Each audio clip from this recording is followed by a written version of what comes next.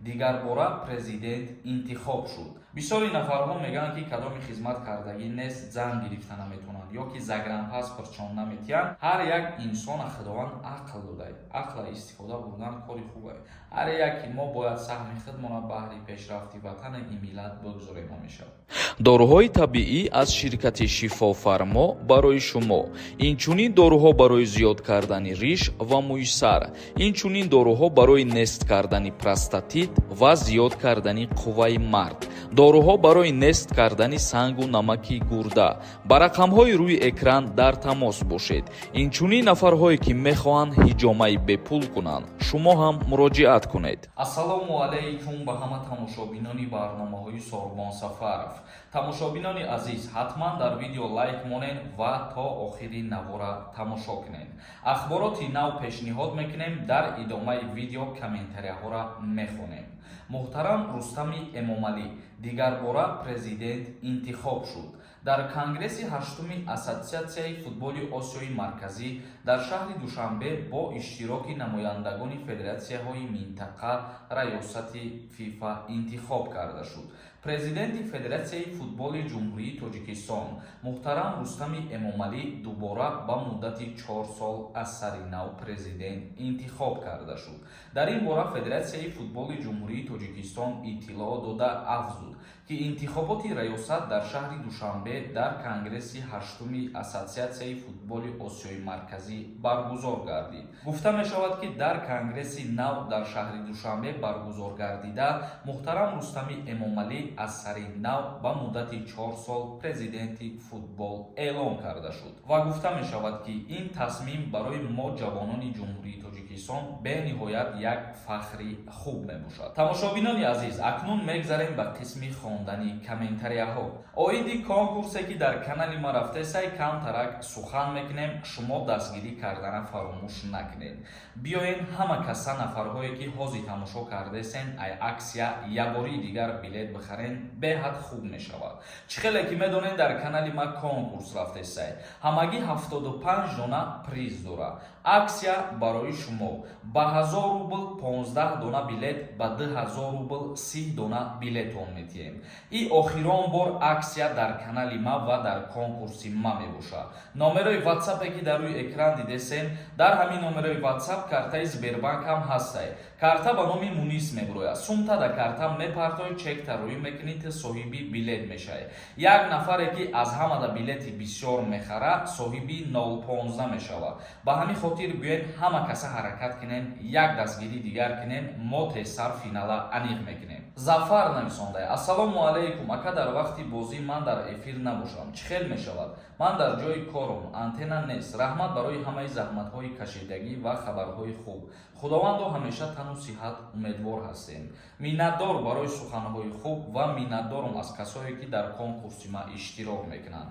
хуб, вақте ки шумо дар прямои эфир рӯзи финал агар набошен, мо дар шоҳидии мардум финала ки гузарондем. ягон чизам ки бурд кардем, худо розӣ боша, ҳатман бо шумо дар тамос мешем. манучер нависонда: ассалому алайкум ака, телефони нав муборак шавад.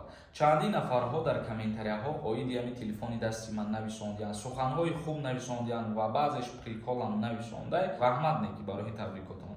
барада нависонда: ассалому алайкум, сози хуби саломатит хубай, зинда бошӣ ҳамеша. 1996 ба хизмат даъват мекунам, пешакӣ ҳазор раҳмати калон. 1996 ки 26 сола бошад, оли 27 шидагӣ набошад, ба хизмат даъват карда мешавад.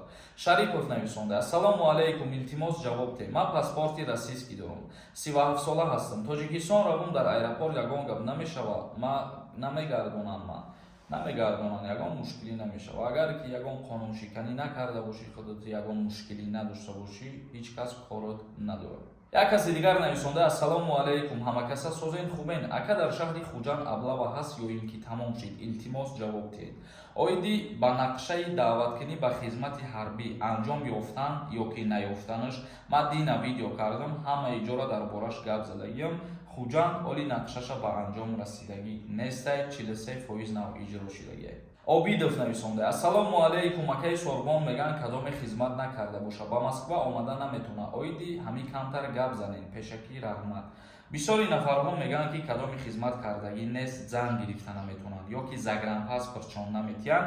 Ҳамаи ҳами гапои мардумия, ягон асос надоранд. И гапо дуруғай ҳамаш, бовар накунед ба ин гуна гапо. Мирзоева нависонда: акаҷон ай Россия штраф дошта бошӣ, весатама хам мешава, илтимос акаҷон ҷавоб тиҳ.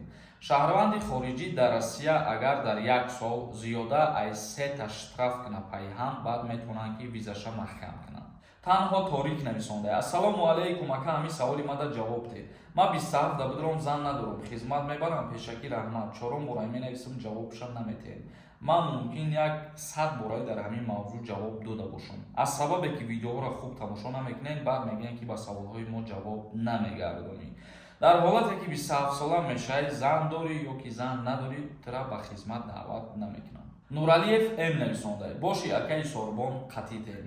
бениҳоят миннатдорам, бениҳоят хирсанд мешавам ҳамин хели комментарияҳоро менависонед ва бениҳоят ман аз ҳамаи шумо сипосу раҳмат мегӯям, барое ки дастгирие ки мара мекунед дар конкурсҳо фикр мекунам ҳамаи одам намекунад хели дастгирӣ.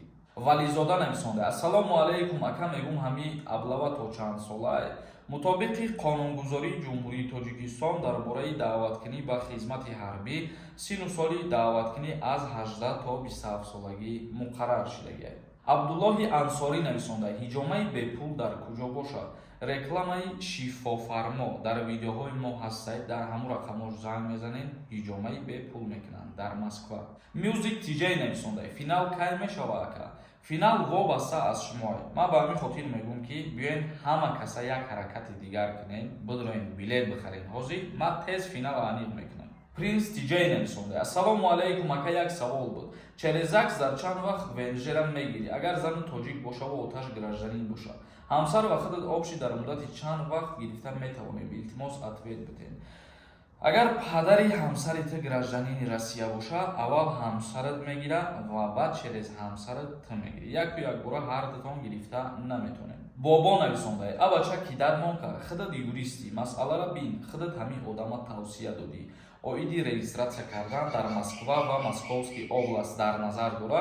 Бародаро, ма вақте ки кадомира реклама мекунам, хитон шоҳиди ҳамин чиз ҳастем ки ма мегӯям аввал проверка кунед, бренд пешеш, баъд ҳуҷҷат биспоред. Ма дар видео просто так гап намезанам ки ҳамин одами боварияй, сразу документ биспоред, кори шуморо буд мегирам. ҳар як инсона худованд ақл додаи, ақла истифода бурдан кори хубе. Дамир нависонда: бародарои ғарибмон, серьёзна аблава доимӣ шудаи, биёед мардак бори ранги мо хизмат кунед, ҳеҷ кам моро намезанад. агар ки мо шумо барои ҳифз ва ҳимояи ватани худмон хизмат накунем, каси дигар омада хизмат намекунанд. ҳамин чиза фаромӯш накунем. ҳар яки мо бояд саҳми худмона баҳри пешрафти ватани ин миллат бигзорем ҳамеша. Фирӯз нависонда: ассалому алайкум, ака мегуфтӣ ба паспорти ман як бача қарз гирифтае. Ман намедонистам, қариб 1 сол шудаe. Ман Тоҷикистон дарем, Москва бурам, чӣ мешава? Мара меқапанд, штраф мекунанд. ба номи ту қарз ки гирифтагӣ бошад, ту уҳдадор ҳастӣ ки ҳамун қарза пардохт кунӣ. вобаста аз ӯе ки ту медонистӣ ё ин ки не, қарз ба номи ту. Сулаймонов нависонда: дар аэропорт намеқапанд дига, илтимос ҷавоб диҳед. ҳамин бисёри нафарҳо оиди ин масъала мегӯянд ки дар аэропорт аблава ё ки дигар худованд шоҳиде. Ман шахсан худам ҳамин чиза надидам. Ман чизеро худам бинам, ҳамун чиза гап мезанам.